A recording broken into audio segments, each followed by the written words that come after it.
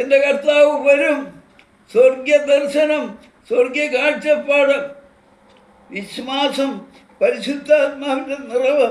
ഓരോ ദിവസവും ഞാൻ എൻ്റെ തമ്പുരാനോട്, യേശു കർത്താവിനോട് കരഞ്ഞു പ്രാർത്ഥിക്കും.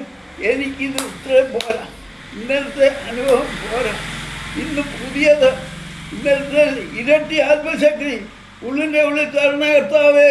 ആത്മാവ് നടത്തണം. എൻ്റെ സംസാരം, ചിന്ത എല്ലാം പരിശുദ്ധാത്മാവ് നിയന്ത്രിച്ച് നടത്തണമെന്ന് ഞാൻ പ്രാർത്ഥിച്ച് ജീവിക്കുകയാണ്. ഇപ്പോൾ എൻ്റെ കർത്താവ് എന്നെ വിളിച്ചാൽ സന്തോഷത്തോടെ വീട്ടിൽ പോകാൻ, ആ സ്വർഗീയ ഭാഗ്യം അനുഭവിക്കുവാൻ, കർത്താവിനെ നേരിൽ കണ്ട് ആ പാദം മുത്തുവാൻ ഞാൻ ആവലോടെ കാത്തിരിക്കുകയാണ്.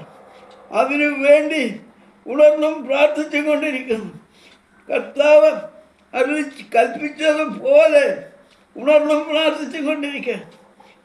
എണ്ണ നിറച്ച്, പാത്രങ്ങളിൽ എണ്ണ നിറച്ച്, ദീപം തെളിയിച്ച് വരവിന് വേണ്ടി ഒരുങ്ങി നിൽക്കുവാൻ, കാത്തു നിൽക്കുവാൻ, ബുദ്ധിയുള്ള കന്യകമാരെ പോലെ, ബുദ്ധിയില്ലാത്ത 5 പേരെ പോലെ ആയിത്തീരാതെ ബുദ്ധിയുള്ള കന്യകമാരെ പോലെ നാഥൻ്റെ വരവിൽ വിളക്കുന്നാതെ എണ്ണയും ദീപം തെളിയിച്ചുകൊണ്ട് അരുനാഥൻ്റെ വരവിന് വേണ്ടി ഒരുങ്ങി നിൽക്കുവാൻ, കാത്തു നിൽക്കുവാൻ ജീവിക്കുകയാണ് ഞാൻ.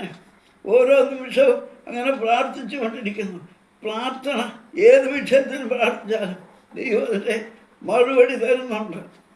അങ്ങനെ സന്തോഷമായി കുടുംബമായി ഞങ്ങൾ ജീവിക്കുന്നു. നന്ദിയോടെ സ്തോത്രം.